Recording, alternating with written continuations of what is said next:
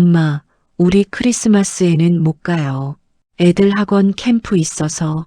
전화기 너머로 들려온 아들의 목소리는 차가웠습니다. 75세 박순자 할머니는 떨리는 손으로 핸드폰을 내려놓았습니다. 창밖으로 보이는 이웃집 크리스마스 트리 불빛이 유난히 밝았습니다. 괜찮아. 내년에 보면 되지 뭐. 할머니는 혼잣말로 중얼거리며 텅 빈 거실을 둘러봤습니다.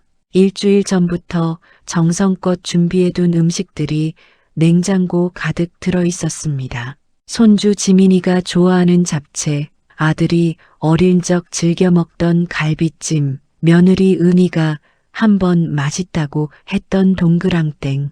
50년을 살아온 이 집, 남편이 떠나고 혼자가 된 지 15년.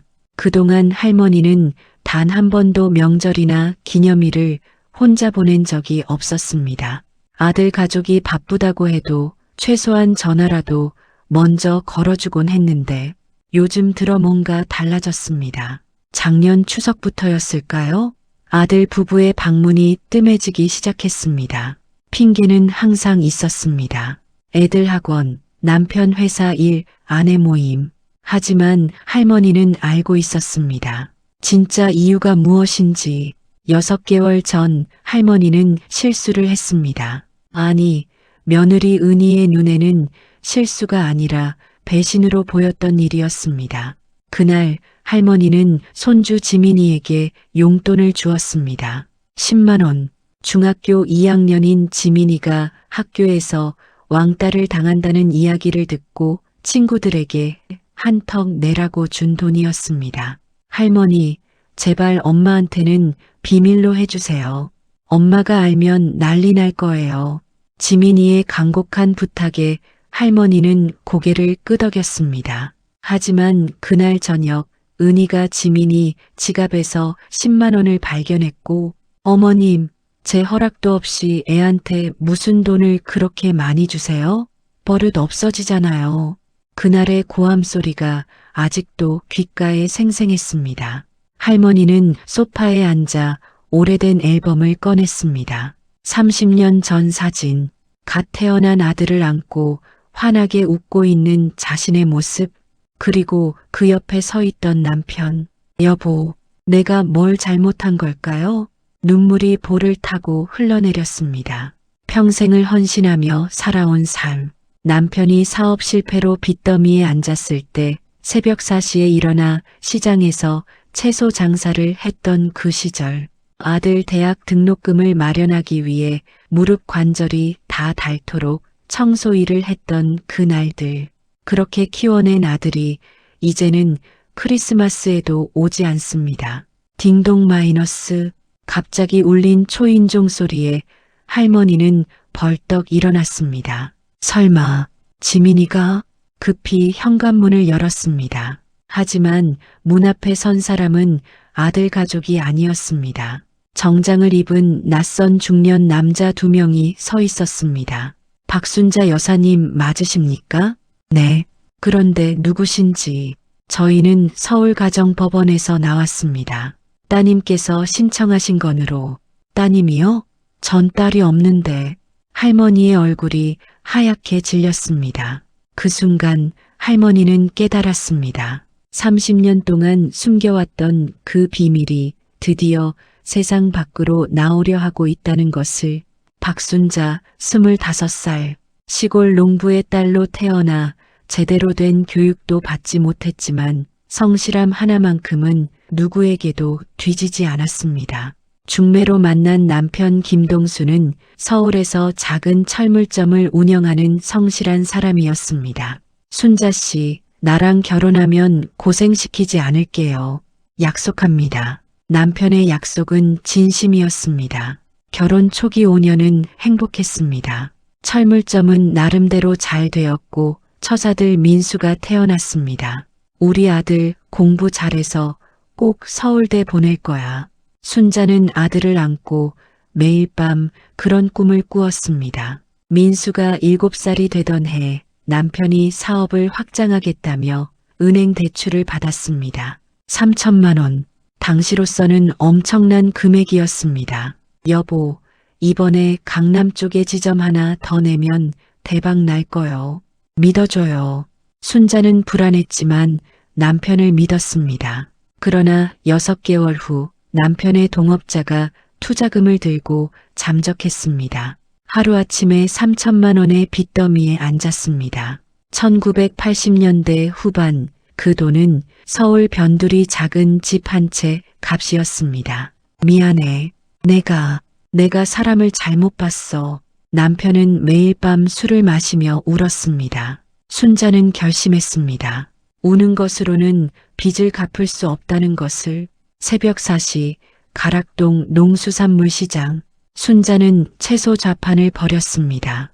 겨울 찬바람이 뼛속까지 파고들어도 여름 떼약볕에 피부가 타들어가도 그녀는 그 자리를 지켰습니다. 낮에는 아파트 청소 일을 했습니다. 무릎을 꿇고 계단을 닦고 유리창을 닦고 화장실을 청소했습니다. 무릎 관절이 삐걱거리기 시작했지만 참았습니다.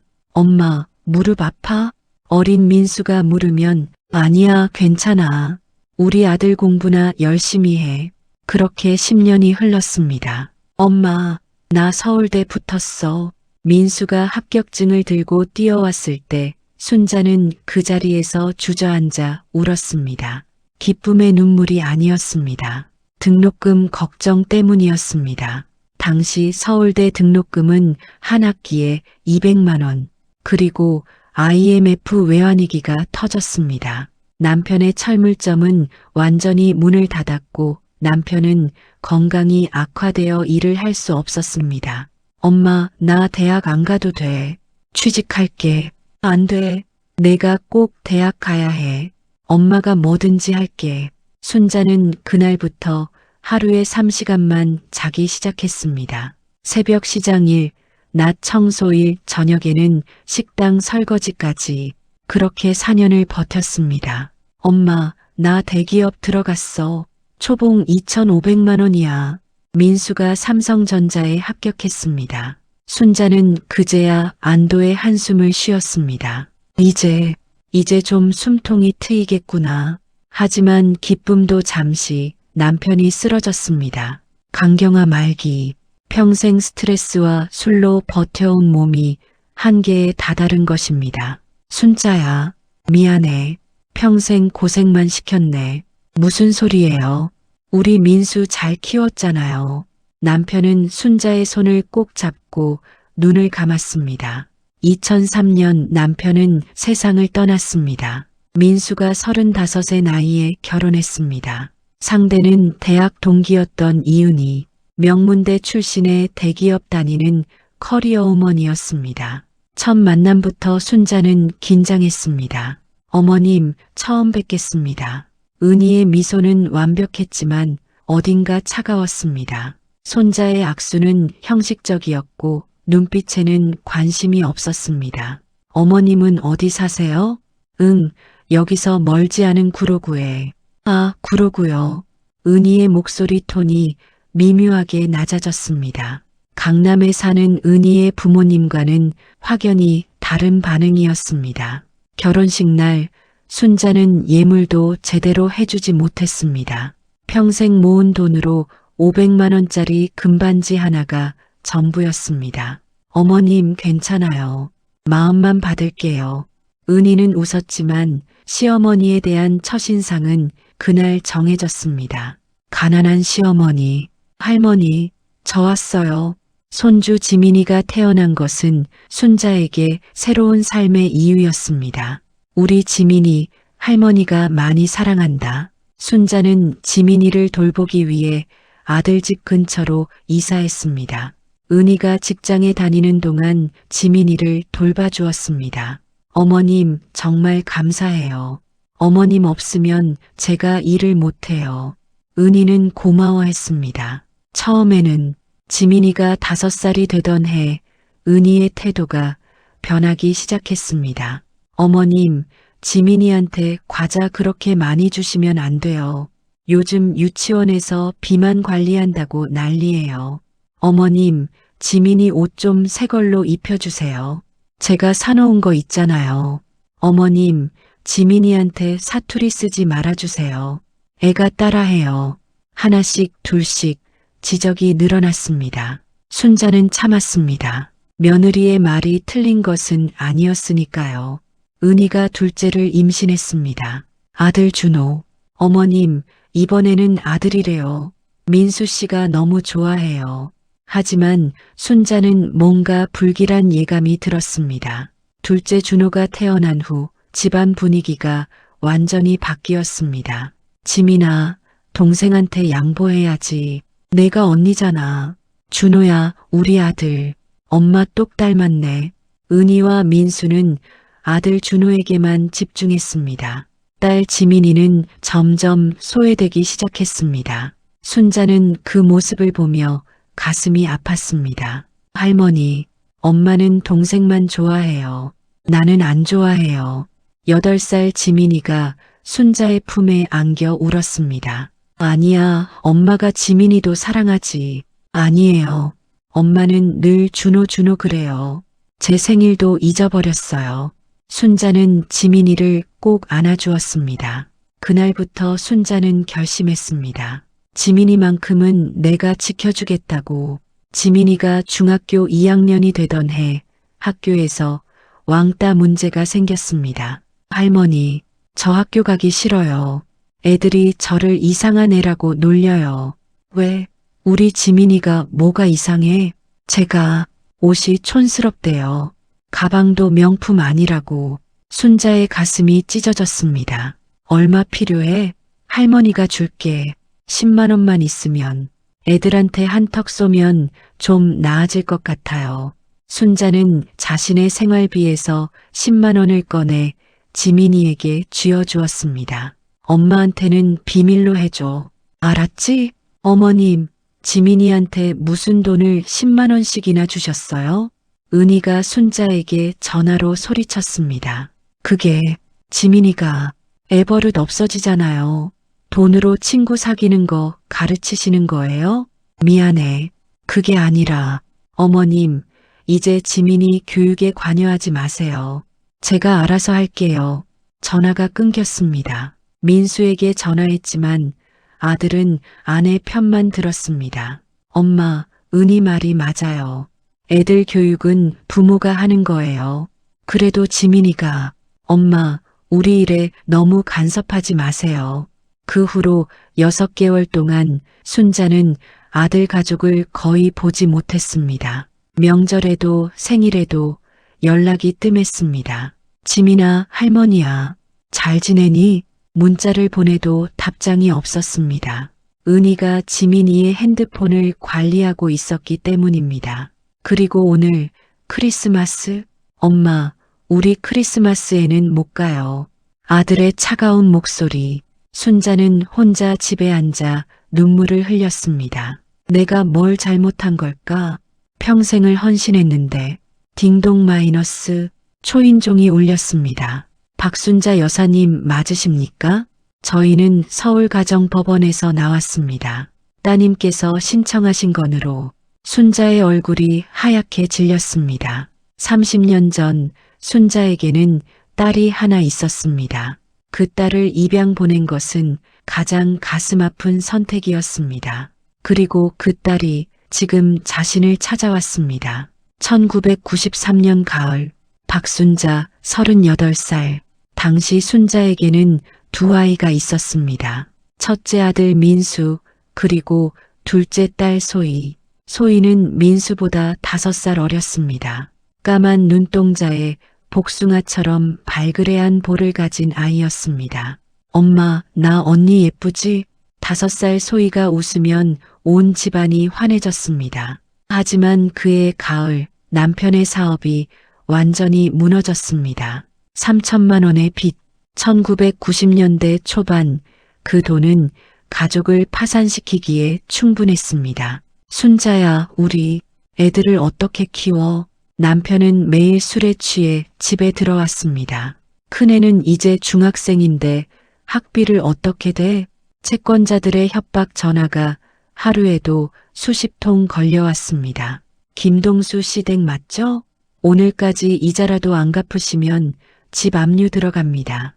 어느 날 밤 순자는 남편과 마주 앉았습니다. 여보, 나 친정 가서 돈 좀 빌려올게. 친정에서 줄 리가 있나? 당신 오빠가 얼마나 우리 싫어하는데. 순자는 알고 있었습니다. 하지만 다른 방법이 없었습니다. 다음 날 순자는 경상도 시골 친정을 찾았습니다. 소희를 데리고 오빠 제발 좀 도와줘. 300만 원만. 순자야, 나도 농사 짓느라 빠듯해. 그리고 너 시집갈 때 얼마나 해줬는데. 오빠는 고개를 저었습니다. 그때 동네 이장이 찾아왔습니다. 순자 씨 혹시 관심 있으면 하는 말인데.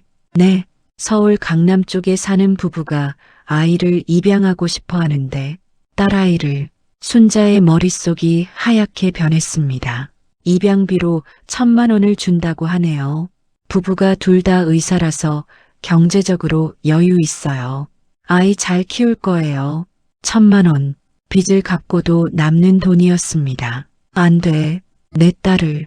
순자는 고개를 흔들었습니다. 하지만 그날 밤 소희가 열이 났습니다. 엄마, 배 아파. 시골 보건소에 데려갔지만 의사는 큰 병원에 가보라고 했습니다. 맹장염 같은데 빨리 수술 안 하면 위험할 수 있어요. 수술비 최소 200만 원. 순자의 통장에는 5만 원밖에 없었습니다. 엄마, 아파. 소희가 순자의 품에서 끙끙 앓았습니다. 순자는 그날 밤 잠을 이루지 못했습니다. 1,000만 원이 있으면 소희 수술도 하고 빚도 갚고 민수 학비도. 하지만 내 딸을 어떻게 팔아? 딸아이를 좋은 집에 보내는 거야. 의사 부부가 얼마나 잘 키우겠어. 아니야, 난 엄마야. 어떻게 내 자식을. 머릿속에서 천사와 악마가 싸웠습니다. 새벽 5시 순자는 결정했습니다. 오빠, 그 사람들 연락처 좀 줘. 일주일 후 순자는 소희를 데리고 서울로 돌아왔습니다. 강남의 한 고급 아파트 단지. 순자가 평생 살 수 없을 곳이었습니다. 안녕하세요. 저희가 김소희 양을 입양하게 될 박준영, 최은정 부부입니다. 30대 중반으로 보이는 부부는 깔끔하고 지적인 인상이었습니다. 소희야, 이리 와봐. 최은정이 소희를 안아 올렸습니다. 어머, 정말 예쁘네요. 우리 딸 할 거야? 소희는 울지 않았습니다. 오히려 새 엄마의 품에 안겨 웃었습니다. 엄마, 이 언니 예뻐. 순자의 심장이 찢어지는 것 같았습니다. 여기 1,000만 원입니다. 확인하세요. 박준영이 두툼한 봉투를 건넸습니다. 순자는 떨리는 손으로 봉투를 받았습니다. 이게 내 딸의 값이구나. 서류에 사인만 하시면 됩니다. 입양 후에는 친권이 완전히 저희에게 넘어오고 어머님과 소희 양은 법적으로 남남이 됩니다. 순자는 펜을 들었습니다. 하지만 손이 떨려서 사인을 할 수 없었습니다. 엄마, 왜 울어? 소희가 순자에게 달려왔습니다. 아니야. 엄마 눈에 뭐 들어가서. 순자는 소희를 마지막으로 꼭 안아주었습니다. 소희야, 엄마가 미안해. 정말 미안해. 그리고 서류에 사인했습니다. 집으로 돌아온 순자는 민수에게 거짓말을 했습니다. 소희는 어디 갔어요? 응, 소희는 친척 할머니 댁에 갔어. 한동안 거기서 지낼 거야. 왜요? 소희랑 놀고 싶은데. 엄마가 바빠서 소희 돌볼 시간이 없어. 조금만 참아. 민수는 그 말을 믿었습니다. 그리고 시간이 흐르면서 민수의 기억 속에서 동생 소희는 점점 희미해져 갔습니다. 따님이라고요? 순자는 현관문 앞에서 얼어붙었습니다. 네. 박소혜 씨가 친생부모 찾기 신청을 하셨고 DNA 대조 결과 여사님이 친모로 확인되었습니다. 소희가 나를 찾았다고요? 네. 다음 주 월요일에 법원으로 출석해 주셔야 합니다. 자세한 내용은 이 서류에. 순자는 서류를 받아들고 주저앉았습니다. 30년 만에 딸이 돌아왔습니다. 순자는 떨리는 손으로 민수에게 전화를 걸었습니다. 여보세요? 민수야. 엄마야. 엄마, 무슨 일이에요? 목소리가 왜 그래요? 민수야, 너한테 해야 할 말이 있어. 무슨 말이요? 너한테 동생이 있었어. 전화선 너머로 침묵이 흘렀습니다. 네, 무슨 소리예요? 소희라고, 내가 7살 때 있었던 동생. 기억 안 나니? 소혜, 민수의 목소리가 떨렸습니다. 친척 집에 보냈다고 하셨잖아요. 미안해. 사실은 순자는 모든 것을 고백했습니다. 30년 전에 그 선택을 1,000만 원, 입양, 엄마, 그게 무슨 소리예요? 우리 동생을 팔았다고요? 민수의 목소리는 분노로 가득 찼습니다. 다음 날 저녁 민수와 은희가 순자의 집에 찾아왔습니다. 엄마, 이게 대체 무슨 일이에요? 민수는 화가 나 있었습니다. 미안해. 하지만 그때는 달리 방법이 없어서 동생을 팔았다고요? 그게 말이 돼요? 민수야. 은희가 옆에서 거들었습니다. 어머님, 민수 오빠한테 동생이 있었다는 것도 몰랐어요. 결혼 전에 왜 말씀 안 하셨어요? 미안해. 너무 부끄러워서. 이제 그 딸이 어머님을 찾았다는 거죠? 그럼 뭘 원하는 건데요? 돈? 은희의 말에 순자는 고개를 들었습니다. 아니야. 소희는 그런 아이가 아니야. 30년 만에 나타난 딸을 어떻게 믿어요? 분명 뭔가 목적이 있을 거예요. 엄마, 우리 가볼게요. 머리 좀 식혀야겠어요. 민수는 은희를 데리고 나가려고 했습니다. 민수야, 제발. 엄마 얘기 좀 들어줘. 지금은 아무 말도 하고 싶지 않아요. 문이 쾅 닫혔습니다. 순자는 그 자리에 주저앉아 울었습니다. 집으로 돌아가는 차 안에서 은희가 말했습니다. 오빠, 이거 큰일인데요. 뭐가? 혹시 그 딸이 재산 요구하면 어떡해요? 어머님 집이랑 재산 다 상속받을 권리 있잖아요. 재산이 뭐가 있다고. 그래도 집은 있잖아요. 그리고 오빠 나중에 받을 유산도 있고. 민수는 침묵했습니다. 오빤 어머님 편만 들 거예요? 우리 가족은 생각 안 해요? 그게 아니라 어머님이 동생을 팔아서 오빠 학비됐다는 거잖아요. 그럼 우리가 그 피해자 아니에요? 은희의 논리는 냉정했습니다. 오빠, 이번 크리스마스에 우리 제주도 갈까요? 애들도 좋아할 것 같은데. 지금, 네, 좀 쉬어야 할 것 같아요. 이 일로 너무 스트레스 받았어요. 엄마는, 어머님은 어차피 혼자 계시고 싶으실 거예요. 그 딸 만날 준비도 해야 하고. 민수는 고민하다가 고개를 끄덕였습니다. 그래, 그럼 그렇게 하자. 크리스마스 이브. 엄마, 우리 크리스마스에는 못 가요. 애들 학원 캠프 있어서. 민수의 거짓말이었습니다. 사실 그들은 제주도로 3박 4일 여행을 떠났습니다. 순자는 혼자 집에 남았습니다. 크리스마스 밤, 순자는 부엌에서 설거지를 하다가 갑자기 어지러움을 느꼈습니다. 가슴이 조여왔습니다. 숨을 쉴 수 없었습니다. 협심증 발작이었습니다. 도와줘. 순자는 바닥에 쓰러졌습니다. 핸드폰은 거실 테이블 위에 있었습니다. 손이 닿지 않았습니다. 다음 날 아침 옆집 이웃이 신문이 그대로 놓여 있는 것을 이상하게 여겼습니다. 순자 씨, 계세요?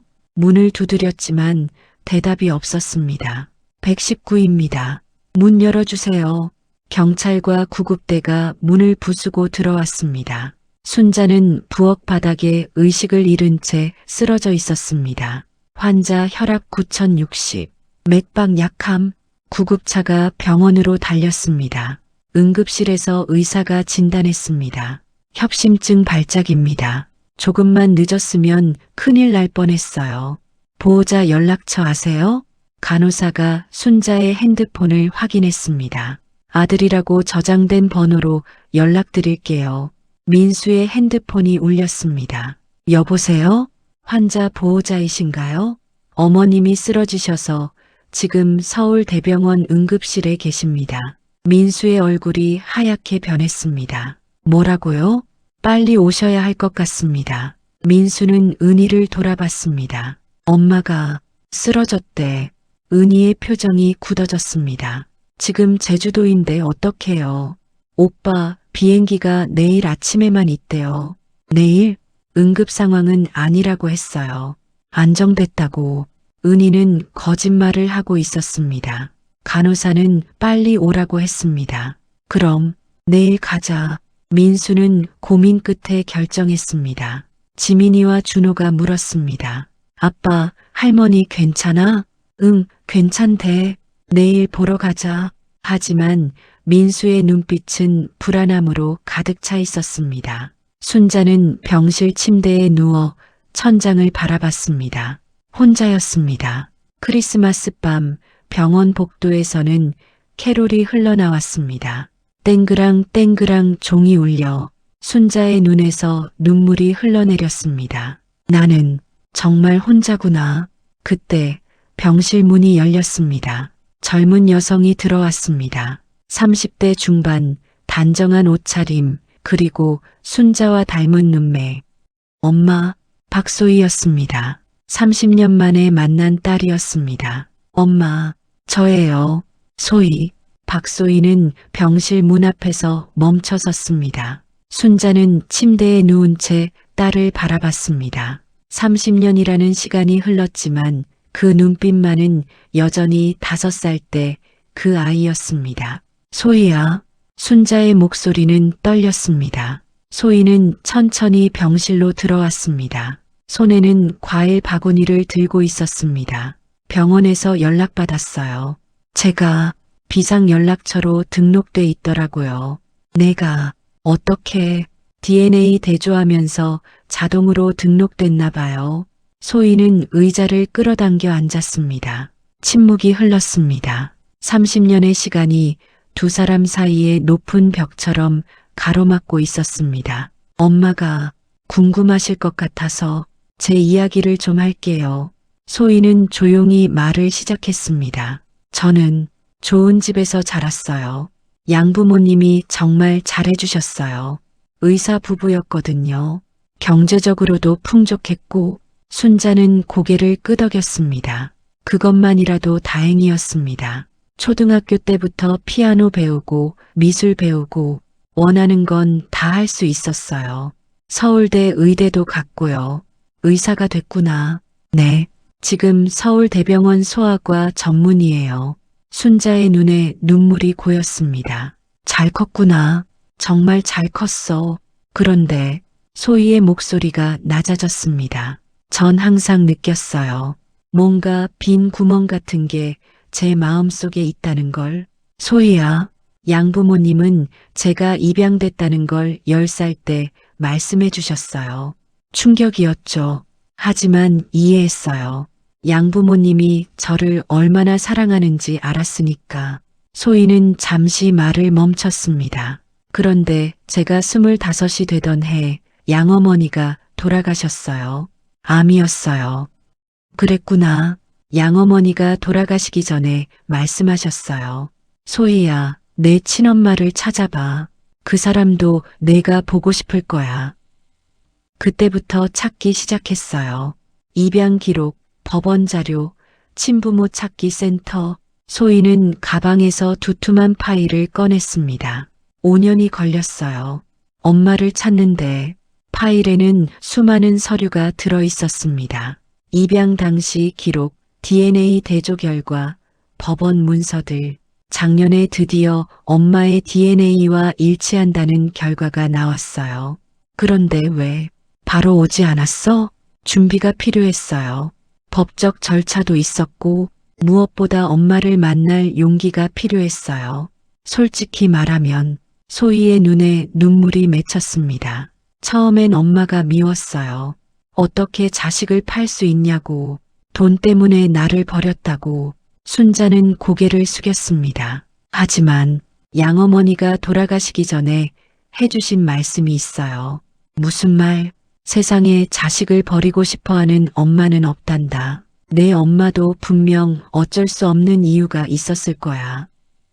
소희는 눈물을 닦았습니다. 그래서 엄마의 사정을 알아봤어요. 1993년 당시 엄마가 어떤 상황이었는지, 엄마가 채소 장사하셨다는 것도 알았어요. 새벽 4시에 일어나서 시장에 나가셨다는 것도 순자는 놀라서 고개를 들었습니다. 어떻게? 시장 상인들한테 물어봤어요. 30년 전에 박순자라는 아줌마가 있었다고 모두 기억하시더라고요. 그 아줌마 정말 악착같이 살았지. 아들 대학 보낸다고 죽기 살기로 일했어. 라고 하시더라고요. 소희는 파일에서 낡은 사진 한 장을 꺼냈습니다. 이거 시장 상인분이 주신 건데요.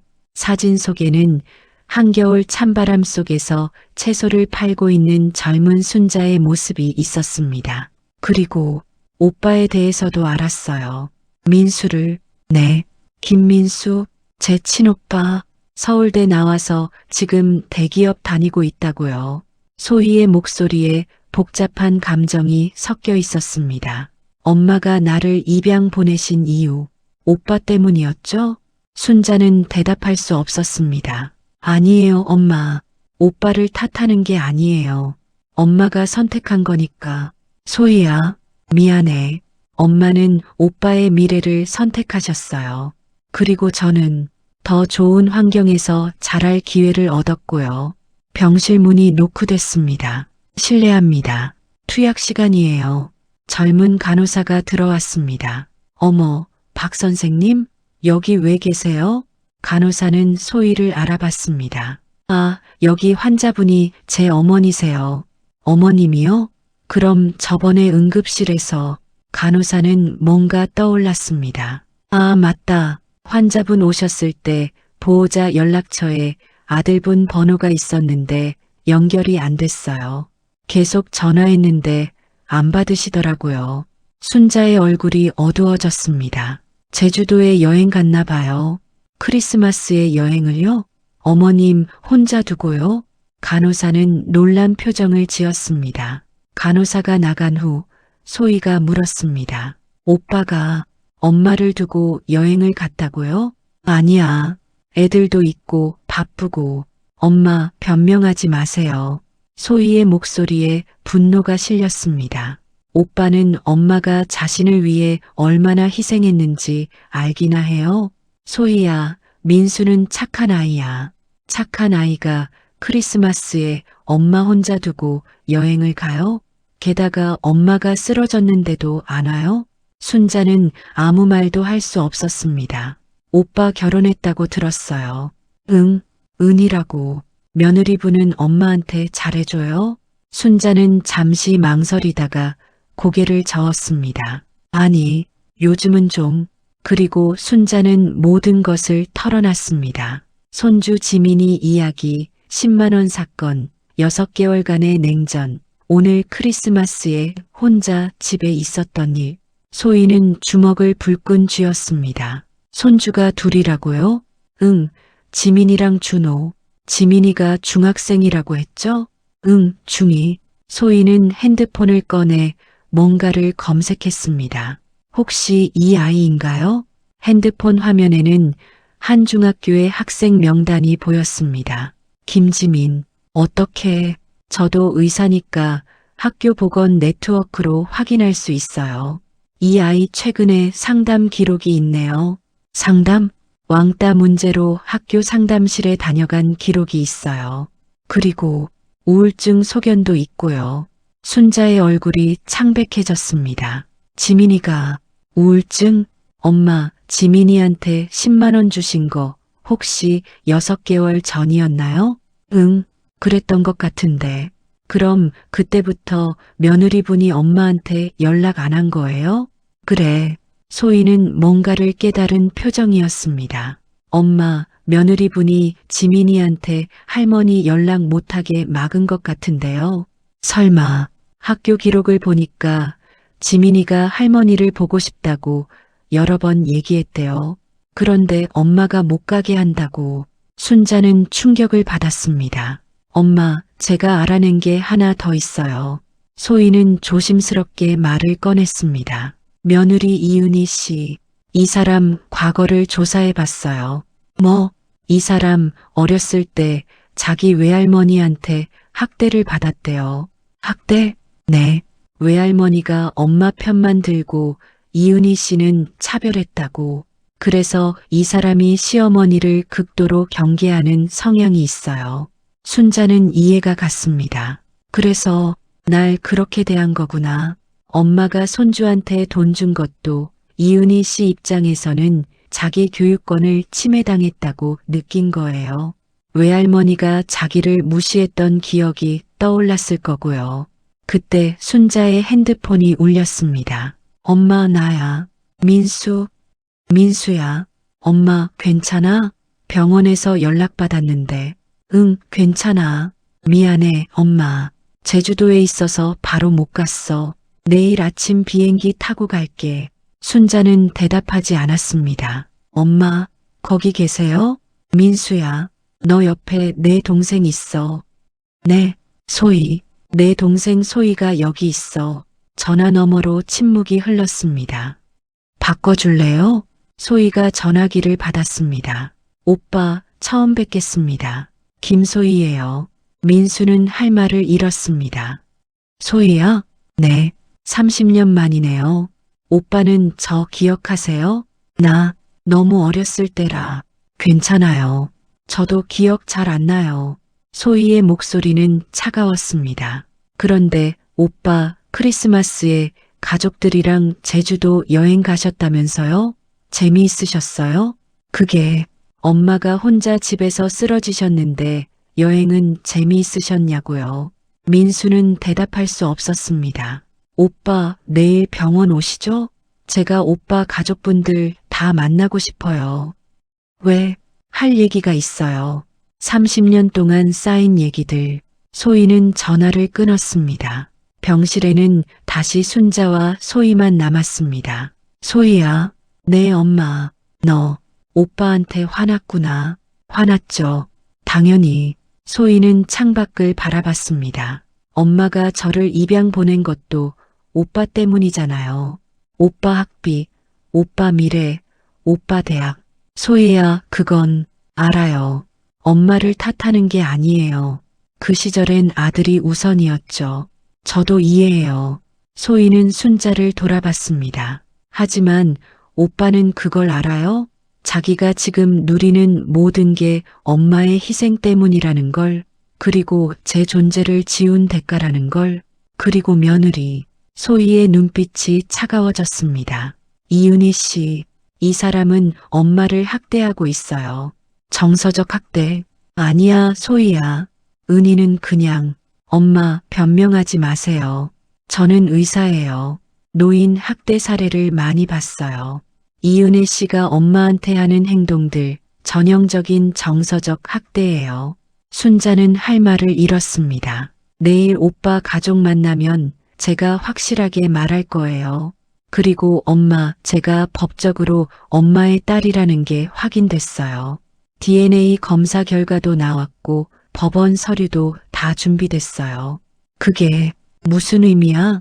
엄마의 재산 상속권이 저한테도 있다는 뜻이에요. 오빠랑 똑같이. 순자는 놀랐습니다. 하지만 난 너한테 줄 게 없어. 집 하나밖에. 엄마, 제가 재산 때문에 온 거 아니에요. 저 돈 많아요. 의사잖아요. 소희는 미소 지었습니다. 저는 그냥 엄마가 행복하게 사셨으면 좋겠어요. 오빠 가족한테 무시당하면서 사는 거 말고요. 내일 오빠 오면 진짜 재미있을 거예요. 소희는 가방에서 또 다른 파일을 꺼냈습니다. 이건 뭐야? 이은혜 씨에 대한 자료예요. 과거 기록, 심리평가, 그리고 소희는 파일을 펼쳤습니다. 엄마를 어떻게 대했는지에 대한 증거들. 순자는 파일을 보고 놀랐습니다. 소희는 6개월 동안 모든 것을 조사했던 것입니다. 소희야, 너 무슨 일을 벌이려고, 엄마를 지키려고요. 30년 전엔 제가 너무 어려서 엄마를 지킬 수 없었지만 이제는 달라요. 소희는 엄마의 손을 꼭 잡았습니다. 이제부터는 제가 엄마를 지킬게요. 병실 밖 복도에서 캐롤이 들려왔습니다. 고요한 밤, 거룩한 밤, 30년 만에 크리스마스 제외. 하지만 진짜 폭풍은 내일부터 시작될 것이었습니다. 다음 날 오후 2시 민수 가족이 서울대병원 로비에 도착했습니다. 아빠, 할머니 어디 계셔? 준호가 물었습니다. 821호실이래. 올라가자. 엘리베이터 안에서 은희가 민수에게 속삭였습니다. 오빠, 그 여자 조심해요. 뭔가 꿍꿍이가 있을 거예요. 소혜 말이야? 아직 만나보지도 않았는데 30년 만에 나타난 사람을 어떻게 믿어요? 지민이는 조용히 고개를 숙이고 있었습니다. 821호실 문 앞, 민수는 심호흡을 하고 노크했습니다. 들어오세요. 낯선 여자의 목소리였습니다. 문을 열자 병상 옆 의자에 앉아있는 단정한 여성이 보였습니다. 소희였습니다. 오빠 오셨어요. 소희가 일어나 민수를 바라봤습니다. 민수는 그 얼굴을 보는 순간 멈칫했습니다. 어렴풋이 기억나는 얼굴이었습니다. 5살 때 자기 치마폭에 매달리던 그 아이. 소희야, 정말 내가, 네, 저예요. 기억나세요? 나 너무 어렸을 때라 잘은. 괜찮아요. 소희는 은희를 봤습니다. 형수님이시죠? 처음 뵙겠습니다. 아, 네. 이은희입니다. 은희는 소희를 위아래로 훑어봤습니다. 의사라고 했나? 옷차림 좀 봐. 명품이네. 돈은 있나 보네. 얘들아, 인사드려. 이분이 너희 고모야. 고모. 준호가 신기한 듯 소희를 쳐다봤습니다. 지민이는 조용히 고개를 숙여 인사했습니다. 안녕하세요. 소희는 지민이를 유심히 봤습니다. 지민이구나. 할머니가 많이 말씀하셨어. 지민이는 고개를 들었습니다. 눈가가 빨갛게 부어 있었습니다. 이 아이, 많이 울었구나. 자, 다들 앉으세요. 할 얘기가 있어요. 소희는 테이블 위에 파일 몇 개를 꺼내 놓았습니다. 뭐예요, 이게? 은희가 경계하는 눈빛으로 물었습니다. 우리 가족 이야기예요. 30년 전부터 지금까지. 소희는 첫 번째 파일을 펼쳤습니다. 1993년 11월 15일. 제가 입양된 날이에요. 오빠 기억해요? 제가 왜 입양됐는지. 민수는 고개를 저었습니다. 엄마가 친척 집에 보냈다고만. 친척 집이 아니라 입양이었어요. 돈을 받고. 알아. 어제 엄마한테 들었어. 1,000만 원. 1993년 당시 큰 돈이었죠. 그 돈으로 뭐 했는지 알아요? 민수는 대답하지 못했습니다. 오빠 중학교 학비, 가족비 상환, 그리고 우리 가족 생활비. 그게 다 제 값이었어요. 은희가 끼어들었습니다. 그건 어쩔 수 없었던 거 아니에요? 그 시절엔 다들 힘들었잖아요. 맞아요. 다들 힘들었죠. 그래서 딸을 파는 게 정당화되나요? 은희는 할 말을 잃었습니다. 그리고 엄마가 뭘 하셨는지 아세요? 소희는 두 번째 파일을 펼쳤습니다. 낡은 사진들이 있었습니다. 새벽 4시 가락시장. 엄마는 10년 동안 여기서 채소 장사를 하셨어요. 사진 속 젊은 순자의 모습이 보였습니다. 찬바람에 얼어붙은 손으로 채소를 다듬고 있는 모습, 그리고 낮에는 청소일, 저녁에는 식당 설거지. 민수는 사진을 보며 눈물을 흘렸습니다. 엄마, 오빠가 서울대 간 거, 대기업 들어간 거 다 엄마 덕분이에요. 그리고 제 덕분이고요. 그런데 지금 엄마가 어떻게 지내시는지 아세요? 소희는 세 번째 파일을 꺼냈습니다. 형수님, 이거 뭔지 아세요? 뭔데요?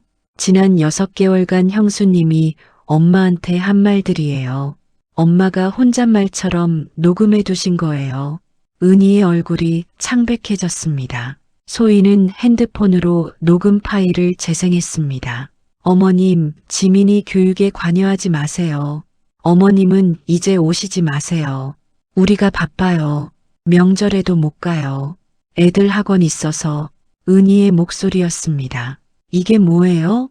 단순한 의견 차이 아니에요? 은희가 항변했습니다. 의견 차이가 아니라 학대예요. 노인 정서적 학대. 소희는 의학 자료를 꺼냈습니다. 저는 의사예요. 노인 학대 진단 매뉴얼이 있어요.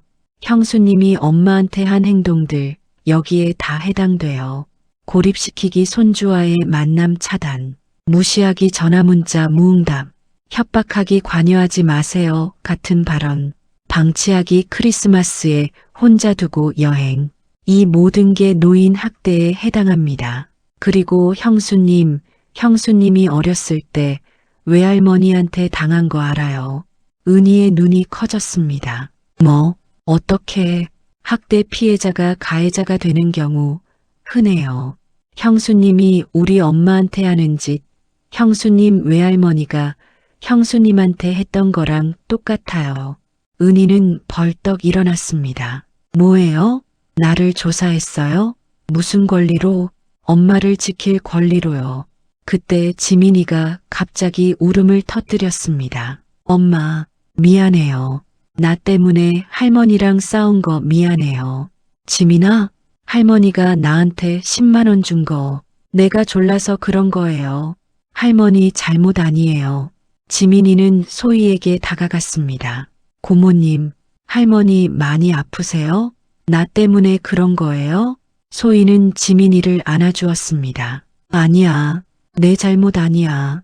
민수는 병상에 누운 엄마를 바라봤습니다. 순자는 조용히 눈물을 흘리고 있었습니다. 엄마. 민수는 엄마 곁으로 다가가 무릎을 꿇었습니다. 미안해요, 엄마. 내가 너무 몰랐어요. 괜찮아, 민수야. 안 괜찮아요. 엄마가 나를 위해 얼마나 희생하셨는데 나는 크리스마스에도 안 갔어요.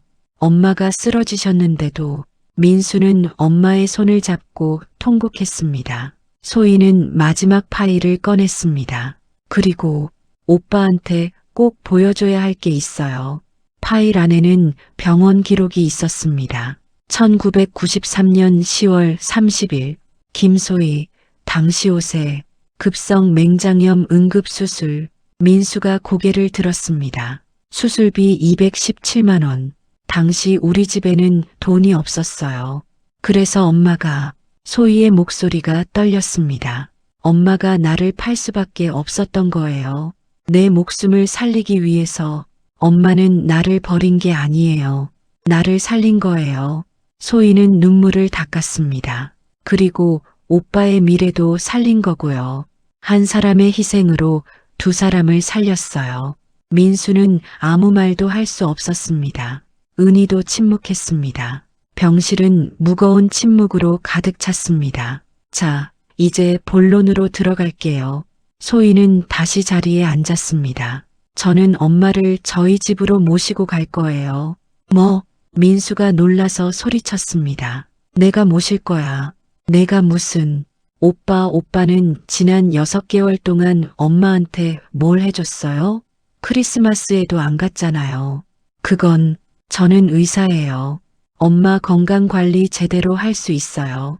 그리고 제 집은 넓어요. 엄마 방도 따로 드릴 수 있고요. 그리고 법적으로도 저한테 권리가 있어요. 소희는 법원 서류를 꺼냈습니다. DNA 검사 결과 저는 엄마의 친딸로 확인됐어요. 상속권도 있고 부양 의무도 있어요. 상속권? 은희의 눈빛이 변했습니다. 네, 엄마의 재산, 오빠랑 저랑 반반이에요. 그리고 엄마를 모시는 사람이 더 많이 받을 수도 있고요. 은희는 민수를 쳐다봤습니다. 그때 준호가 갑자기 소리쳤습니다. 싫어. 할머니는 우리 거야. 고모는 할머니 버렸잖아. 준호야. 민수가 아들을 제지했습니다. 아니에요, 준호야. 소희는 차분하게 말했습니다. 할머니를 버린 건 엄마가 아니라 할머니를 버린 건 니네 엄마 아빠야. 크리스마스에 혼자 두고 여행 간 사람들이 누구야? 준호는 울음을 터뜨렸습니다. 할머니. 지민이가 순자에게 다가갔습니다. 할머니, 나 할머니 보고 싶었어요. 엄마가 못 가게 했어요. 지민아, 할머니, 나 고모 집에 같이 가도 돼요? 할머니랑 같이 살고 싶어요. 은희가 소리쳤습니다. 김지민, 무슨 소리야? 엄마는 날 안 좋아하잖아.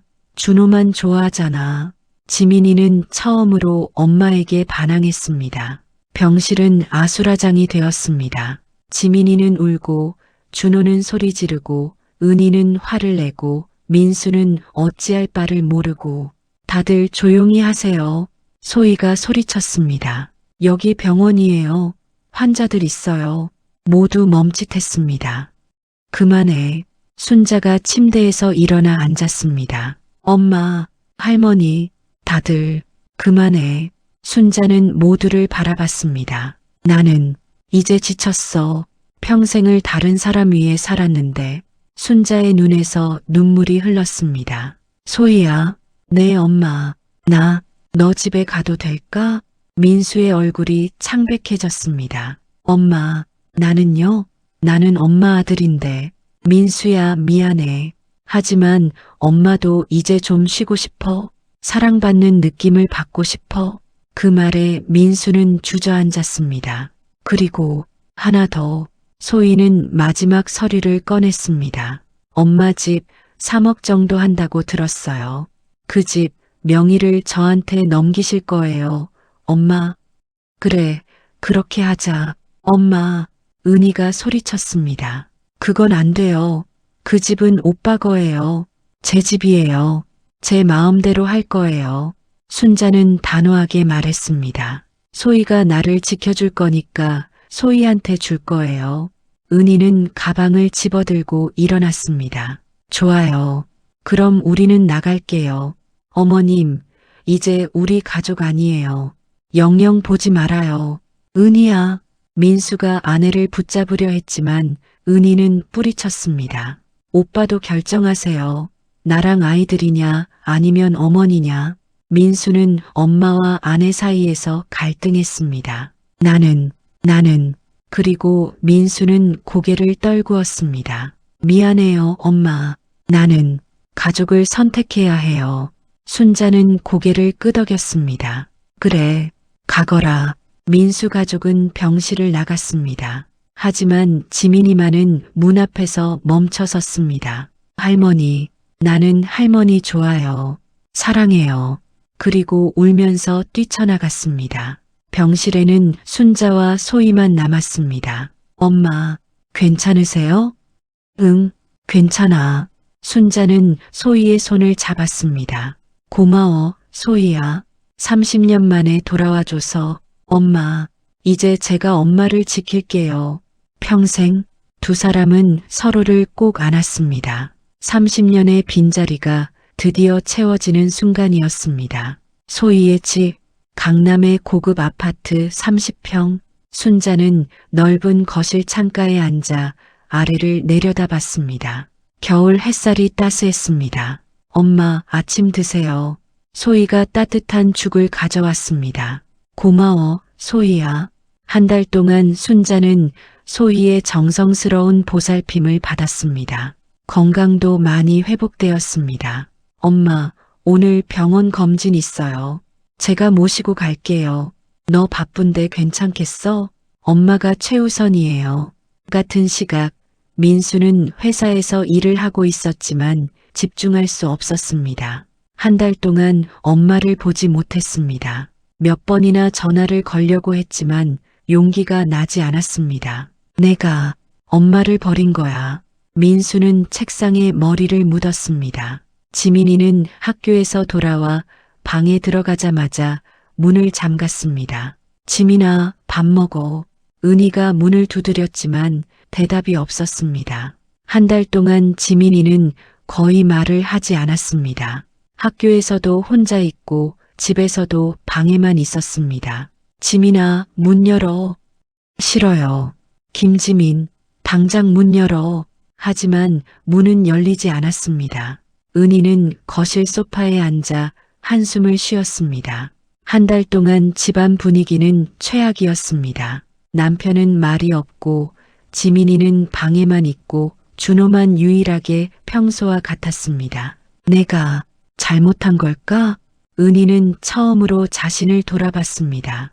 다음 날 아침 지민이의 방문 아래로 편지 한 장이 놓여 있었습니다. 은희가 집어들어 읽었습니다. 엄마에게 나는 엄마가 날 사랑하지 않는다는 걸 알아요. 엄마는 준호만 사랑하죠. 할머니만 나를 사랑해줬어요. 그런데 엄마가 할머니를 내쫓았어요. 나는 엄마가 미워요. 할머니한테 가고 싶어요. 지민, 은희의 손이 떨렸습니다. 그때 전화가 울렸습니다. 여보세요. 지민이 어머님이시죠? 학교 상담 선생님입니다. 네. 무슨 일이세요? 지민이가 요즘 우울증 증세가 심해졌어요. 며칠 전에는 죽고 싶다는 말도 했고요. 은희의 얼굴이 하얗게 질렸습니다. 뭐라고요? 어머님, 지민이 심리 상담 좀 받게 해주세요. 지금 상태가 심각해요. 전화가 끊기고 은희는 주저앉았습니다. 민수는 회사 옥상에 올라가 바람을 쐬었습니다. 핸드폰을 꺼내 엄마 번호를 쳐다봤습니다. 전화해야 해. 이대로는 안 돼. 민수는 전화를 걸었습니다. 여보세요? 소희의 목소리였습니다. 소희야, 나 민수야. 오빠, 엄마 좀 바꿔줄 수 있어? 엄마는 지금 낮잠 주무세요. 나중에 전화 드릴까요? 아니야. 내가 집으로 갈게. 주소 좀 알려줄래? 저녁 6시, 민수는 소희의 아파트 앞에 섰습니다. 초인종을 눌렀습니다. 소희가 문을 열었습니다. 들어오세요, 오빠. 민수는 조심스럽게 들어갔습니다. 거실에는 엄마가 앉아 있었습니다. 엄마, 민수야. 두 사람은 서로를 바라봤습니다. 엄마, 미안해요. 민수는 무릎을 꿇었습니다. 나 정말 잘못했어요. 엄마를 버렸어요. 민수야, 일어나. 아니에요. 나 정말 나쁜 놈이에요. 엄마가 나를 위해 동생까지 보냈는데 나는 크리스마스에도 안 갔어요. 민수는 통곡했습니다. 엄마, 용서해 주세요. 제발. 순자는 아들을 일으켜 세웠습니다. 괜찮아. 엄마가 이해해. 엄마. 두 사람은 서로를 안았습니다. 소희는 그 모습을 지켜보다가 다가왔습니다. 오빠, 소희야, 나도 너한테 미안해. 나 때문에 내가. 그만해요. 이제 그만 미안해하세요. 소희는 오빠의 어깨를 두드렸습니다. 우리 이제부터 잘하면 돼요. 가족이잖아요. 민수는 동생을 안았습니다. 30년 만에 형제 포옹이었습니다. 오빠, 지민이 이야기 들었어요.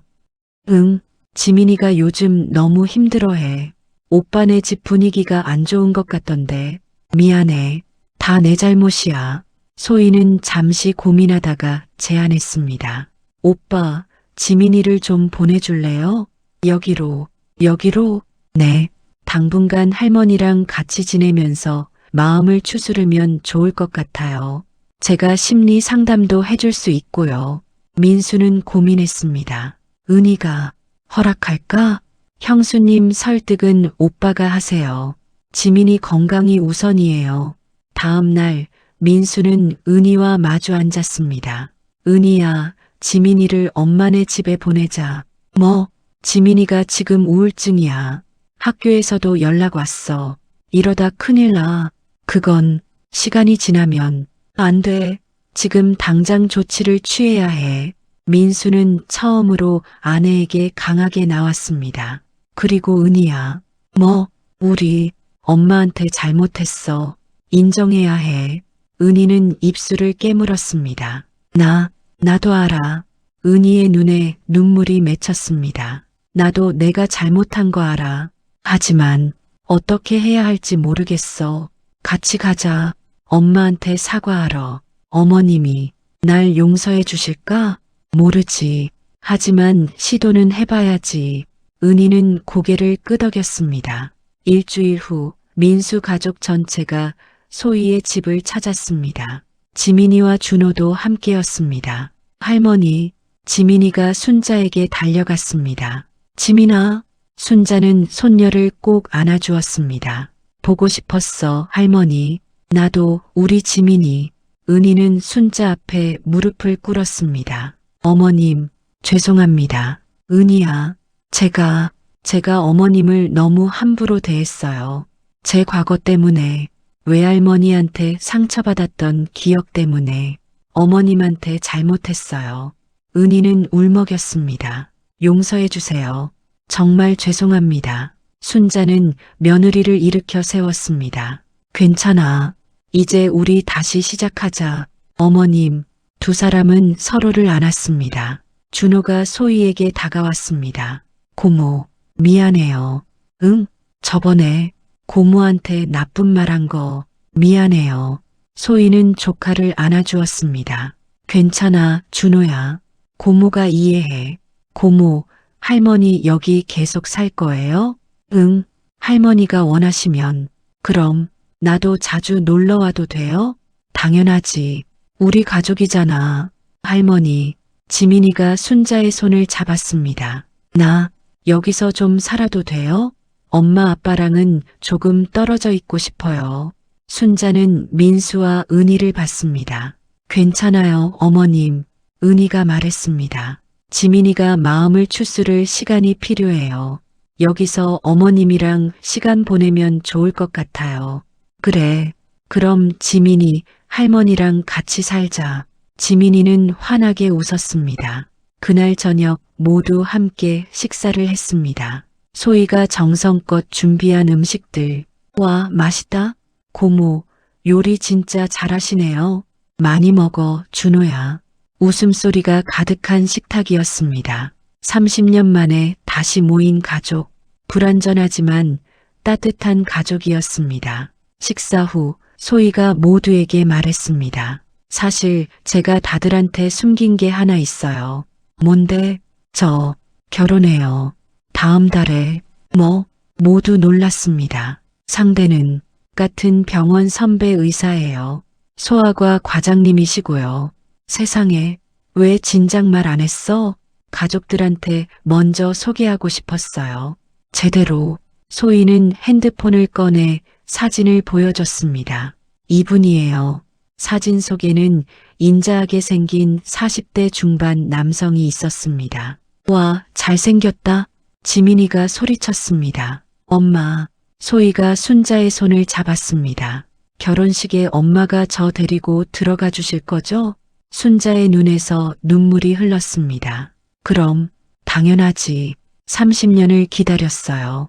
엄마랑 함께하는 이 순간을. 소희야, 엄마 사랑해요. 그리고 이제는 안 아파요. 엄마가 왜 그랬는지 이해해요. 두 사람은 서로를 꼭 안았습니다. 봄이 왔습니다. 소희의 결혼식 날, 순자는 한복을 곱게 차려입고 딸의 손을 잡았습니다. 엄마 예쁘세요. 너도 예쁘다, 우리 딸. 웨딩 마치가 울려 퍼졌습니다. 순자는 딸과 함께 버질로드를 걸었습니다. 30년 만에 함께 걷는 길, 순자의 눈에서 행복의 눈물이 흘렀습니다. 식이 끝나고 가족 사진을 찍었습니다. 가운데 신랑 신부, 그 옆에 순자, 민수 가족, 그리고 소희의 양아버지. 하나, 둘, 셋. 김치, 플래시가 터졌습니다. 불완전하지만 완전한 가족. 상처투성이지만 치유된 가족. 그것이 바로 그들의 모습이었습니다. 소희는 아기를 낳았습니다. 딸이었습니다. 엄마, 아기 이름 지어주세요. 내가, 네, 엄마가 지어주셨으면 좋겠어요. 순자는 잠시 생각하다가 말했습니다. 은혜, 은혜는 어때? 은혜 받고 자라라고. 은혜, 좋아요, 엄마. 순자는 손녀를 안았습니다. 작고 따뜻한 생명, 새로운 시작이었습니다. 지민이는 할머니와 고모와 함께 지내며 많이 달라졌습니다. 우울증도 나아지고 학교 생활도 좋아졌습니다. 할머니, 나 이번 시험 전교 10등 했어. 그래, 우리 지민이 대단하네. 다 할머니 덕분이에요. 할머니가 매일 응원해 주셔서 지민이는 할머니를 꼭 안았습니다. 민수는 매주 주말 엄마를 찾아뵀습니다. 엄마, 이번 주에는 뭐 하고 싶으세요? 글쎄, 공원이나 산책 갈까? 좋아요. 같이 가요.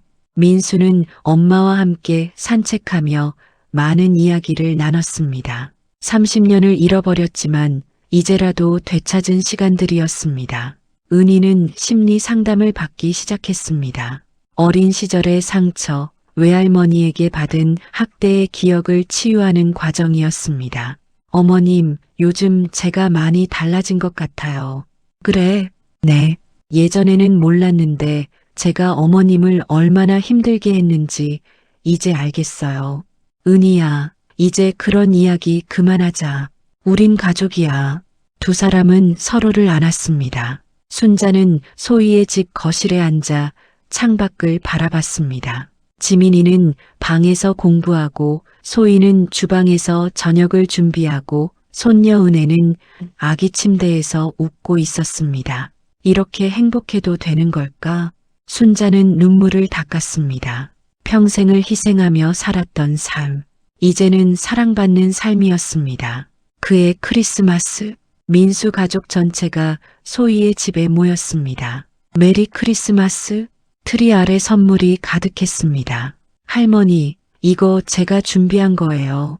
지민이가 선물을 건넸습니다. 순자가 열어보니 손으로 쓴 편지가 있었습니다. 할머니께, 할머니가 세상에서 제일 좋아요. 할머니 사랑해요. 앞으로도 오래오래 함께해요. 지민올림. 순자는 편지를 읽으며 울었습니다. 크리스마스 저녁 모두 잠든 후 순자는 거실에서 혼자 창밖을 바라봤습니다. 눈이 내리고 있었습니다. 여보, 보고 있어요? 하늘을 향해 중얼거렸습니다. 우리 딸 소희 찾았어요. 그리고 이제 행복해요. 눈물이 흘렀지만 이번에는 행복의 눈물이었습니다. 다음 날 아침 온 가족이 식탁에 모였습니다. 자, 다들 밥 먹자. 소희가 음식을 나눠줬습니다. 할머니, 이거 할머니 좋아하시는 된장찌개예요. 고마워, 소희야. 고모, 저는요? 준호는 불고기 많이 줄게. 와, 웃음소리가 가득한 아침 식사. 순자는 가족들을 하나하나 바라봤습니다. 아들 민수, 며느리 은희, 손주 지민이와 준호, 딸 소희, 사위, 그리고 손녀 은혜. 불완전하지만 완전한 가족이었습니다. 가족이란 완벽할 필요가 없습니다. 서로의 상처를 인정하고 용서하고 다시 사랑하는 것. 그것이 진짜 가족입니다. 그리고 사랑은 결코 늦지 않습니다.